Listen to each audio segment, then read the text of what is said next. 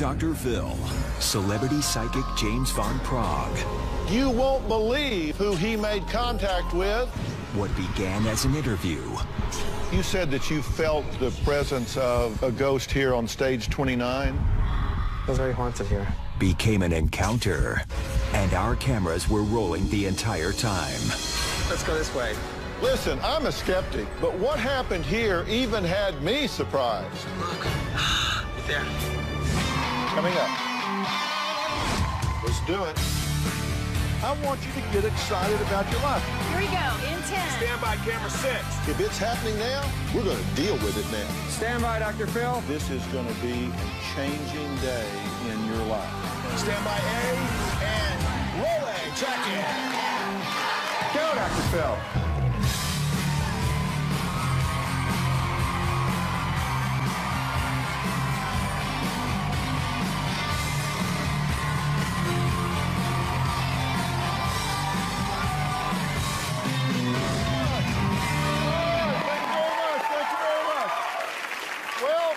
Okay, I have a question for all of you out there. How many of you believe in ghosts? How many? Oh, really? How many of you believe that spirits are with you at home, your workplace, maybe one traveling with you in your car? How many of you think there may be a spirit around you now? Well, as you may guess, I am a bit of a skeptic when it comes to the paranormal. But today, we're going to delve into that world of the supernatural with the help of my guest, James Van Praagh. Okay? Now, for those of you who don't know, he is a world-renowned medium and also co-executive producer of the CBS drama Ghost Whisperer. Take a look. I'm known as a spiritual medium. Dear spirit friends, draw near to me. Spirit friends, speak clear to me. I am an individual who is able to hear, feel, and see those people who have left the physical world and now exist in a different dimension. I believe that there are 6 senses, not just 5. I believe that everybody is intuitive. So I'm someone who has a little bit more sensitivity than most people. And Joseph is somewhere too. Is it Joe? Oh. Who's that, please? My father always told me if I wanted to get in touch with him to pray to St. Joseph. He's found you. Oh. Ghosts are always around us. They help us by influencing us with positive thoughts. You can know a ghost is around you if suddenly the electricity in the house acts weird, lights are flashing, they'll move objects, they make sounds. Many times when you suddenly feel a depression or a headache, it could be because there was a ghost around you. This man wants to apologize to you, okay? There was abuse here, and he's begging for your forgiveness. You understand? Okay. In order for a ghost to really stay here, they need energy. And where do they get that energy from? They get it from humans. The most energy that they can bring through is fear energy. Where do you find fear? Dentist offices, hospitals, jails, planes, and they use that fear energy in order to manifest themselves. I'm the co-executive producer of Ghost Whisperer. The Ghost Whisperer is based upon a woman named Melinda Gordon, who was born with the ability to see earthbound spirits. Hey, here we go, guys. Pictures up. We've had some really, really weird things happen on the set. A lot of problems with lights. One day, Jay Moore was just finishing up a scene, and he left the set, and 2 seconds after he left the set, a lamp came crashing down right on the spot that he was standing. And another time, there was a scene where Jennifer Love Hewitt was leaving the frame, and right behind her was like this aura left on the film. I remember one night I came back from the set and I was coming into my house and all of a sudden I heard the jacuzzi going off and the garage door started going up and down, up and down. I knew that indeed there was a ghost in the house and I realized there's a man there. He went to the set of Ghost Whisperer and he found me on the set and he followed me home, knowing that one day I might be able to help him pass over. Working on the Ghost Whisperer is wonderful because it gives me the opportunity to bring this world to millions and millions of people. It opens people up to the possibility that this exists. I believe that everybody has a right to believe they want to believe. I don't think anyone should judge another person because how can I judge you? You haven't had my experiences. This earth world, this is our schoolroom, and we are here to learn many, many lessons. And the school is done, and it's time to go back home to the spirit world. Can you look back at your life and be proud of the life that you led? I think people are questioning it. I think everybody should. I think people are ready. That's why I'm here. Okay, well, please welcome James Van Praagh. He is the author of a new book called Ghost Among Us. So we're glad that you're here. Now, I consider myself to be very open-minded about just about everything. I confess that I am a skeptic because I was trained in the scientific model. Okay. And so I'm kind of a skeptic about this stuff. What do you say to skeptics? So am I. Yeah. So I grew up as a skeptic. I didn't believe in anything not unless I saw that in front of me. But after a while, I've seen so many things and experiencing things, I can't deny them. So I think everybody should be skeptical to a point of view. I lost my father like 12 years ago. I would love to be able to have some dialogue about it. You say yes, you know. Oh, no, he's come through. Yeah, well, you could also Google that. I mean, if I had the time, I would, but I didn't. But okay, so you've had contact from my father? I meditated this weekend, and I thought of you, and a man came through, and I wasn't sure it was your father or not. Yeah. But I picked up some stuff. Would you like me to tell you what I got? Yeah, what did he say? Well, it was a lot of different things, and he came in different ways, and he had big hands. I'm telling you, big hands. And I feel like he wanted to do manual work beforehand. When he started manual work, or got his hands dirty, that way. I feel like he was someone with you, and I kept on getting over and over again, please tell him I'm sorry. Yeah. That he didn't show you enough emotion like he should have. Yeah. And I feel like you wanted to live up to his way of life. And I just got a sense of he's around you, and he said he's been coming to you in your dreams, but you haven't paid attention. I don't know what that means, if that makes sense to you or not. He's also around you, like driving your car, and you've thought of him in the car, and you're driving there, and trying to yell at you in the car. He's like screaming at you and screaming at you in the car, because all of a sudden you'll be sitting there, and all of a sudden you have a thought of your dad. And it's like he's there. But I also want to say he's proud of you for becoming what you became, and he wanted to tell you that. And I don't know, but the two of you are very connected and helping. And this is the skeptic in me. Good. I mean, we know that he's passed. Yeah. He's probably got pretty big hands because I'm 6'4" and 240 and have pretty good meat hooks on me. And I'm sure he's proud of me. He's very proud of you. I mean, I've done pretty well. Right. You've done very well. For myself all my life. I mean, I've been blessed all my life about that. Anything in specific or particular? I don't think he believed in this sort of thing. Okay? Yeah. I don't think he was really one to believe in this sort of thing. So, what's he doing talking to you? I think that he knows I'm going to be meeting you. Yeah. So they'll try whatever they can to get through. I am a skeptic, but I'm open-minded. Now, not too long ago, James was right here on the Paramount Studios lot, kind of ghost-busting with E.T. and the Insider correspondent, Victoria Ricano. Now, not only did he visit the lot, but he also made his way to the Hollywood Forever Cemetery nearby, which kind of butts up against the Paramount lot. Let's take a look at what's lurking among us here. Look. Right there. There's a lot of spirit activity around this lot all the time, especially at night. I was brought through the Paramount lot, and I was able to reach Lucille Ball. Lucille Ball was here. That was her office. But she spent a lot of time in that place right there. Did this used to be the office of Lucille Ball? It was her dressing room space. Do you ever feel anything here odd or out of the ordinary? Doors a tendency to open and close. I think she comes here a lot. I think when she comes back on this lot to visit. When I was there, I picked up Lucille Ball, and she showed me another office, and it was Desi's office. I was seeing a fight with them, with Desi and Lucy. I felt like throwing either bottles against the wall or glasses against the wall. I think the marriage of Lucy and Desi broke up here. And I know he spent a lot of time here, didn't go home, spent time here, slept here. He used to eat and drink here a lot. I also will tell you there's affairs that happened here. Blonde woman.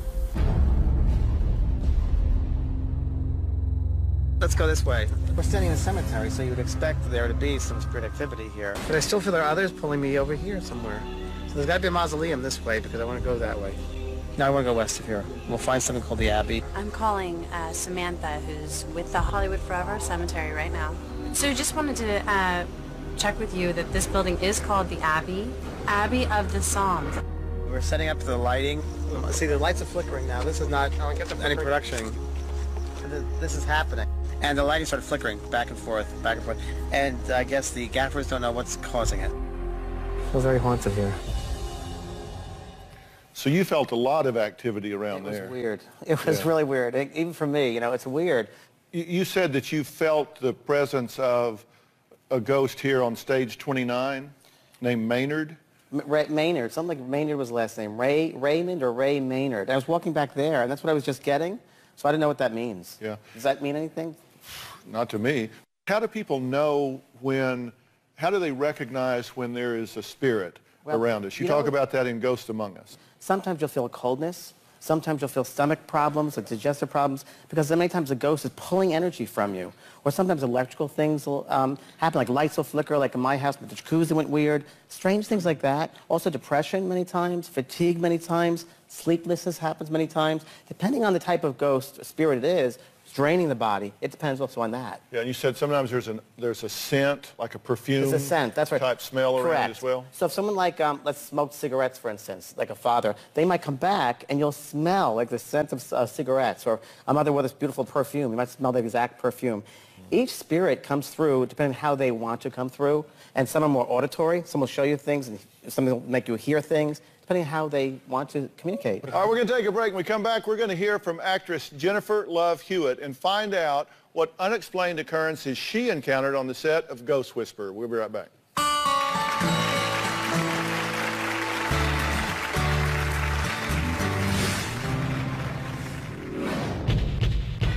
We definitely have had weird stuff happen on the set. We've had lights explode over people's heads. We've seen light stands scoot themselves into a different place on the set. I definitely do believe that our energy is strong enough as human beings to not just pass away one day and have that end.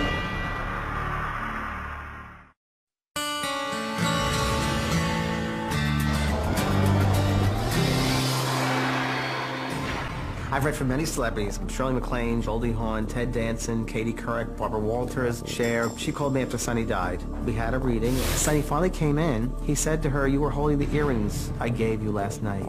And she said, "Yes. Last night I was sitting in the closet floor and I was looking at these earrings that Sonny gave me."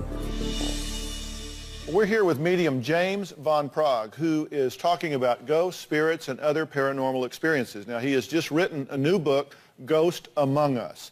Well, our cameras recently caught up with actress Jennifer Love Hewitt, who stars on Ghost Whisperer, which James is co-executive producer of. She starred as Melinda, a woman who was born with a gift of seeing earthbound ghosts and bringing them into the light. Someone here? Hello? I can help you. It's hard to play Melinda Gordon every day and not start to believe a little bit in the spirit world. Death is not a fun subject. It's not something everybody wants to sit around and talk about. Who are you? I was scared of this subject. I still am nervous about it. You know, it's not something that any of us really want to face, and me sort of being a little bit of a control freak too. You know, that's not something you control. The show made you look at it in a different way. It made it seem achingly hopeful and like something that is inevitable for all of us, and if it was done the Ghost Whisperer way, with Melinda Gordon waiting there to sort of take you through it, somehow maybe wouldn't seem as bad. So that's why I really wanted to be a part of the show. I definitely do believe that our energy is strong enough as human beings to not just pass away one day and have that end. That energy stays behind. The idea of being able to look over the people that you love after you pass away, what better gift is there? I really think that the show sends a beautiful message. James Von Prague is a great man. He and I have had the opportunity to get a unique friendship going. The experiences that he's had as a medium and what he's been able to share with me has been extraordinary. We definitely have had weird stuff happen on the set. We've had lights explode over people's heads, and it would be completely cool to the touch. I don't know how to explain it. We've seen, you know, light stands that they use on sets literally scoot themselves into a different place on the set. I take what I do every week on this show very seriously because I know that it affects people. I can't come here and half-hearted anything because Melinda is speaking to them and they are listening and they really believe in what she's saying. I've met so many moms whose kids have passed away in similar storylines to what we've put on the show, and they they've felt like they had another moment, you know, with their kid on that Friday night while they were watching it, and that's due to this great character I get to play. That's something that has nothing to do with Hollywood or celebrities or any of the stuff that this business is built on. That's the human condition. That's the heart. I have lots of people who I know are going to pass away one day, and I feel comfort, like hopefully America does every Friday night. And for that, I'm incredibly grateful. I'm really sorry that I can't be with you guys, but I just wanted to send you lots of love. Dr. Phil, big fan. You rock. My mom loves you. And James, I'm just sending you lots of love. Congratulations on your book. Bye. Okay, now... She loves you. Oh, she's a doll. It's a love letter to you. Oh, she's been on the show before, and she's great. Well, they're telling me on the prompter there that there was a jazz musician named Maynard Ferguson that worked on the lot from 1953 to 1956, and he is deceased. Well, that could be who it is. So, could be? Could be him. I don't know if it was here. But, you know, they don't have to stay just in one location. For instance, if he was on that lot, he can walk around to all the different lots he wants to, in different studios. He doesn't have to stay in one place. People should realize that. They can follow you home, too. They can follow you at different places. They don't stay in one place. Now, one thing else I want to tell you. Cemeteries are not haunted. Why is that? Because they need energy. They need human energy to sustain themselves. You're not going to find any energy in a cemetery. Everyone's dead. There's no bodies there. Yeah. So they need to be around people. So where are the most haunted places? Airplanes, dentist offices, doctors, hospitals, because that fear energy that they can use and siphon off of and sustain themselves. Mm-hmm. Interesting. So somebody could be bleeding me dry as I sit here. This is true, but I don't see anybody. But if I will, I'll let you know if I do. Don't worry. Yeah. And if you were to see something around me, would it be something that you would see? Is there like a fuzziness or an aura or a haze or something? Both. So, for instance, I can see your aura. You know, I can see your aura. It's going on with your aura. And in your aura, the aura is an electromagnetic field around you. Every living thing has that. And depending on your thoughts and your emotions and your physical health, it depends. Those colors will depict that. So, for instance, if you're a very spiritual person, there'll be a lot of indigo and purple around you. If you're humanitarian, a lot of green, which is healing and so forth. So you have that. And you have also a lot of red, and you have a lot of yellow. Yellow is very intellect. It's a lot of and mental energy, like thinking. Good.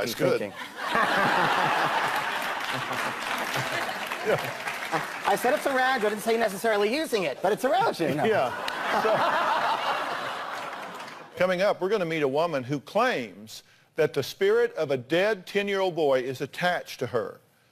Sounds pretty weird, huh? Well, we got an expert to talk about it. We'll be right back.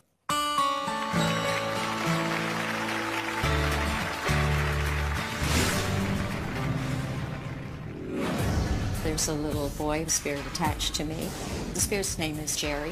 I heard him speak. Said, hello. I'm not crazy. But I can hear him in this van. He hasn't possessed me. I think he would like to, though.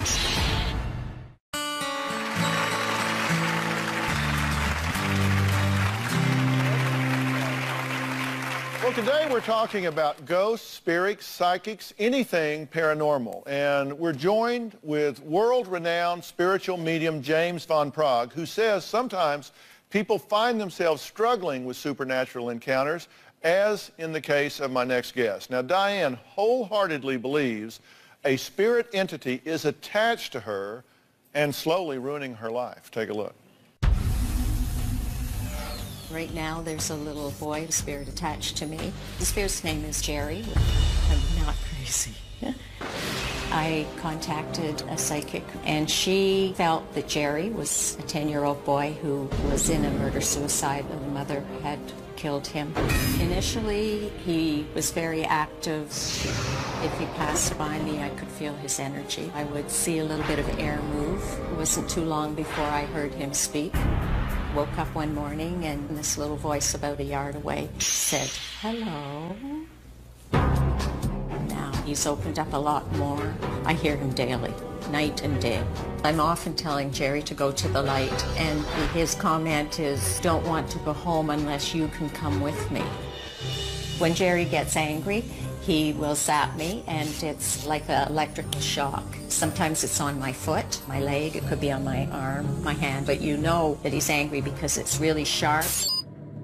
When I tell people about my psychic experiences, I think most people are quite skeptical.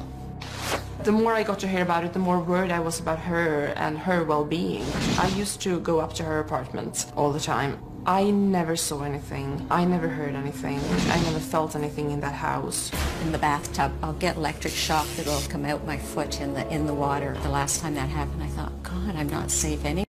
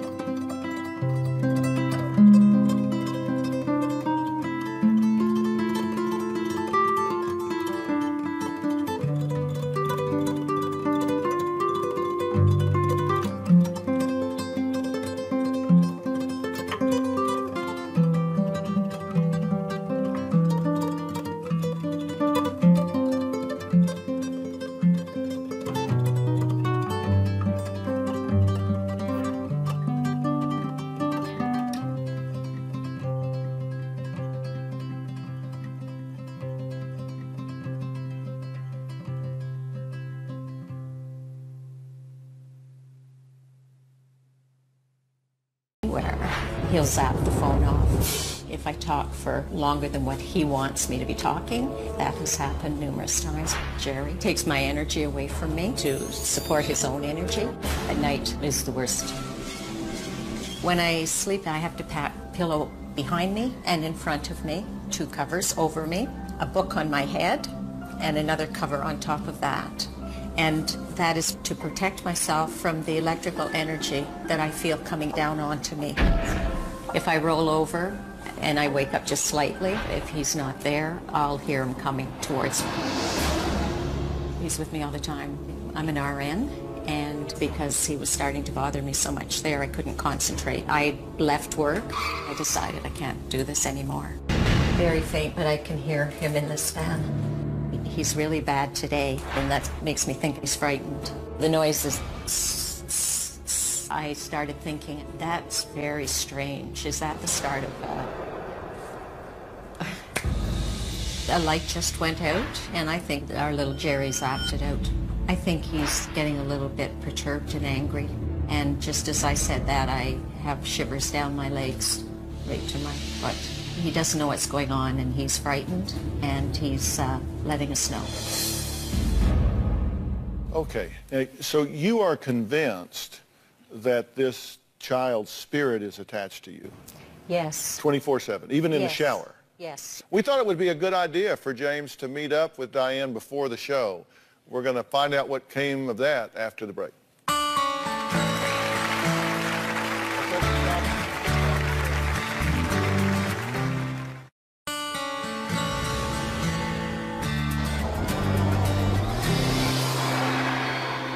We're talking about people that are really focused on paranormal and psychic world happenings. Now, we're here with Diane, who insists that a 10-year-old boy spirit named Jerry is attached to her 24/7. She says that, quote, he's tried to possess her and even zaps her hands, arms, and legs when he's angry in an electrical kind of sensation. Now, we arranged for medium James Von Prague to meet up with Diane and her alleged spirit, Jerry. Take a look. As I go into this reading with James, I'm a little bit nervous. I'm not confident that he's going to help me. Hi, Diane. Nice to meet you. Nice to meet you. I know you've had some problems. You believe a child is around you. Okay. Yes. Who's the Nancy? Nancy's my older sister. Okay. Has Nancy passed on? Yes. Okay, because there's a Nancy standing here right behind you. Your mother's also passed over, has she? Yes. Because I'm picking her up over here. I also want to tell you that there's a man that comes in here, and I believe it's a father figure. I feel your father here very much. Your father is showing me, he's projecting to me a house on a lake, and he's looking out there, and that for him is a relaxation, a place to go and relax. Right. I know that you want to know about this little boy, but I'm not seeing him yet. Okay. So when did you start seeing this this child? It was 2 years ago. Okay, good. There's a David here, and for some reason he says he's connected with you as far as family-wise. They show me a ring. Oh my gosh. Well, my daughter's first husband was David. I feel a bit of a temper. I feel this man died quickly. Yes. Okay, do you understand that? They weren't married long. Was there someone else involved with his death, do you know? Yes. Well, he keeps on talking to me about somebody else in someone else's hands. I'm seeing this very clearly. My guides want me to stop right here because there's more to discuss tomorrow. Okay, so you didn't see Jerry? I didn't see Jerry. Okay, no. But you saw her sister Nancy? I saw Nancy, I saw her parents, and I saw a dog, a Cocker Spaniel, and I saw David, this guy David. Mm-hmm. You have a Cocker? When I was young, my child had belonged. Yes. Your father did. My father did. Your father did. Okay. My father. And the only reason you say Jerry is because somebody told you that. Well, now, you think that it may be David, and you have more to say to her. What do you have to say? Let me let the expert talk about this. I picked up this man David very, very strongly with her, and he was very, upset, and his head was hurt. I feel like it was a gun or something, or it was shot. Was his head then involved at all? Yes. Because I feel like it was a head there. And I'm going to tell you something. What happened to David? Well, let me tell you, because I picked up on this. I picked up on something to do with fast running, and he was in the wrong place at the wrong time. And I also picked up there was glass around here, and I don't know if someone was in a car or near a car, but I'm in a car or near a car when I'm killed. Does that make sense? That makes sense. Okay, and I want to tell you that he's PO'd about his death. Yes. And I feel he's around you, and he wants the attention that he never got. Did he have a tattoo of a rose or something? Not that I know of. Would you find out? Because I feel, was he Latin at all? Was there any? Yes. Because I feel like a Latin person here, and a very strong, this guy, very very strong person, and he's a control freak, and he doesn't want anyone taking his life away. He was upset that his life was over. Someone shot him. Oh. Yes, I know that. Okay. So somebody shot him? Someone killed him, and I feel he should have been, he was at the wrong place at the wrong time, this man. And he was upset about that? Oh, yeah. Wouldn't you be? Yes. Your life is over without you knowing. Really, if somebody shoots me, I'm pissed. You get pissed? Yeah. bet. But is it possible that this, I mean, because you didn't label this as, you didn't recognize this as Jerry. I'm talking about this like he's standing here, but is it possible that it's been mislabeled, that it is David? Yes. She says it's ruining her life, so how does she get rid of this presence? I'm going to take care of her. I'm going to bring a training program with her, and I'll help her with that. So there's a possibility of getting this away from you. There are techniques, there are protection techniques. I hope so. Yeah. Yes, that's what I'm... It's if she wants to, though. She has to want to also. Oh, absolutely. You know what I mean? Okay. Oh, yes. Good. Because it'll ruin your life if you don't pay attention to it and take care of it. So you can help her with that? Yeah, I will. And you will? Yep. And would you like his help? Oh, I don't even know how to tell you my appreciation. I would love his help. And you don't care what it is as long as it goes away, right? That's right. You don't care who it is or what it is as long as it goes away. That's what I think. Because it's bothering your friend. It's bothering her so much, and it's getting worse. And you understand, when I'm providing an alternative explanation, I got the feeling that you maybe took that in a negative way, of me saying like schizophrenic or whatever. Oh, yes, no. But I don't mean that in a negative way. I mean, that's just, mental illness is just like diabetes or anything else. It's just something we have sometimes and we have to manage. And I'm not saying you are or aren't, because I haven't diagnosed you, but you have to consider all possibilities. Yes, absolutely. Yes. All right. No, I don't take How that do you know one. she's not just schizophrenic? I'm psychic. Hello.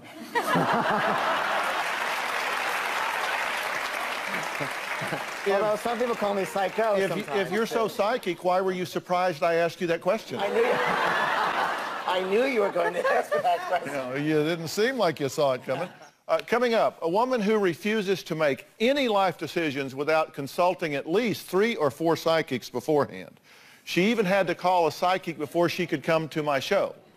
We're going to talk to her when we come back.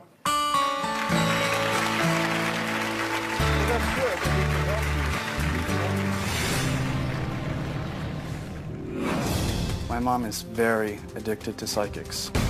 I call psychics up to 3 to 4 times a day. Much of what these psychics are telling my mom is These psychics are blowing smoke up my mom's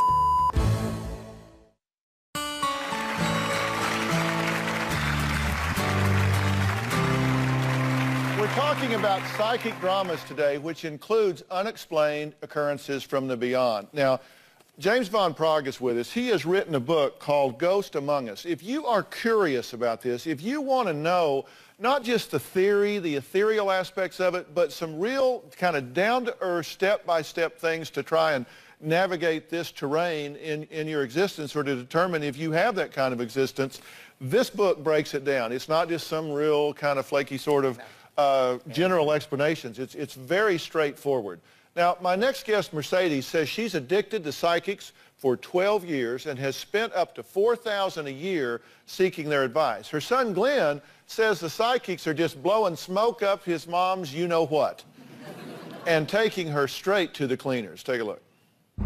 My mom is very addicted to psychics. It's something that she's been doing as long as I've been born. I am addicted to psychics. I call psychics up to 4 times a day. My mom spends up to $500 a month in psychics. I currently have 18 psychics. Much of what these psychics are telling my mom is These psychics are blowing smoke up my mom's They're preying on the weak. If you really want to help someone, why are you charging them money? Every time I have an issue, I have to call the psychic. Any problem with my kids, my job, even coming to the show today. In December, psychics were telling her that her husband's being unfaithful. It's 15 different psychics. It's like a pack of hyenas. It's a feeding frenzy. A psychic told me to divorce. We have been separated about a year. These psychics are making my mom isolate herself. She doesn't have many friends. This all started with my sister's death. My 20-year-old sister was shot and killed. I wanted to know about the feelings that she had before she passed away. My mom is convinced that she won't get a job. And she comes to me saying, the psychic told me I'm not going to get a job till February. And that's you get a job when you get a job. You're qualified. If I don't call a psychic, I feel stressed out. My heart starts pounding. When I speak to this psychic afterwards, I feel peace. I wish my mother would listen to Dr. Phil as much as she listens to these psychics. Okay, what are you so curious about? Because I have a really interesting life with like 50 million things going on, and I'm not curious about what's going to happen tomorrow. I'd rather show up and see what happens. But what is it you want to know? I just want to know, I want to make sure that I'm going to be okay, that I'm going to find a job, that my kids are going to be okay. Basically, I call them for almost anything, any issue that I have, anything that I can think of. And you're asking somebody that's charging you $8 an hour if you're going to be okay? They're going to be okay. They're getting $8 an hour. You think they're just scamming her, right, Glenn? I mean, 9 out of 10. I honestly, I mean, anybody can start a website, and there's no qualifications. Yeah, there's no screening for anything, what right? she's doing is consulting. They're just a voice on the phone? Yes. I mean, it could be anybody. You can't put your life on hold because some person on the other end of a phone said, don't get a job till February. You might get hungry in January. You know, seriously. And so you've got your life on hold. You're very intuitive. You're very sensitive. So you need to start going with, I think part of it is people are very into this sort of thing and they look to others because it's a subject matter they really like. But you really have to start working on your inner voice and using that, not look to outside of yourself. Yeah, he says intuitive and sensitive. I say vulnerable. And I think you're getting exploited. And if there's a voice you want to listen to, the guy sitting right next to you there seems to me to have his feet squarely on the ground. His vocabulary could use a little cleaning up, but he's basically very focused. And seriously, you really care what happens, right? Yeah. I mean, it's tough competing with so many different voices in our head. He loves you. He loves you so much, this boy, and he's trying to help you. You got to listen to him. He loves you. Yeah, you need to swear off this for 30 days, and then I think you're going to look back and go, oh, my God. Because if you had even the last 5 years of $4,000 back, if you had 20 grand in your pocket right now, that would foretell a future. I mean, a financial future. I mean, really, I think you're getting had. You're getting conned. You're getting scammed. We had those people that were pretending to be Robin and I on the phone. They took out a phone listing for the Dr. Phil show, and you called that number. It wasn't here. It was somebody on the phone saying, yes, hi, I'm the director of the Dr. Phil show, and would you like to make an appointment with him? And just, they had them wiring money in to talk to me or Robin. What got me, it was $3.75 an hour to talk to me, $4.25 to talk to her.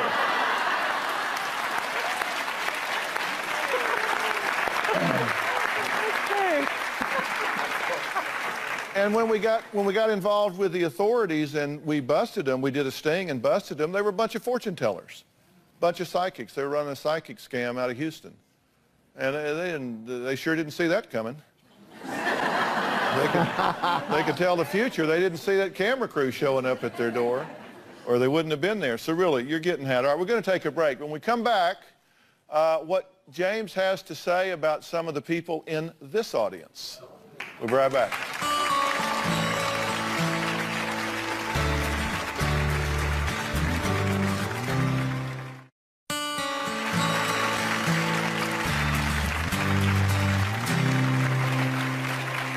Back with medium James Von Prague, who is the author of the new book, Ghost Among Us, and it is a down-to-earth kind of navigational guide through this part of your existence. Now, I know you guys in the audience will be happy to hear that he's ready to do some audience readings. So, James, why don't you do what you do? I can do it here. All right, great. So, do you want to, is there somebody you see like a major energy around, or do you want somebody to raise their hand, or how does this best work? Well, I can raise your hand, but there's also a guy here that's down on a motorcycle. He died in a motorcycle accident, and if he wants to get a family around here. Is it back over here somewhere? Okay, yes, ma'am? If you stand up, if you would, so we can. Is a friend of yours brother or something, or?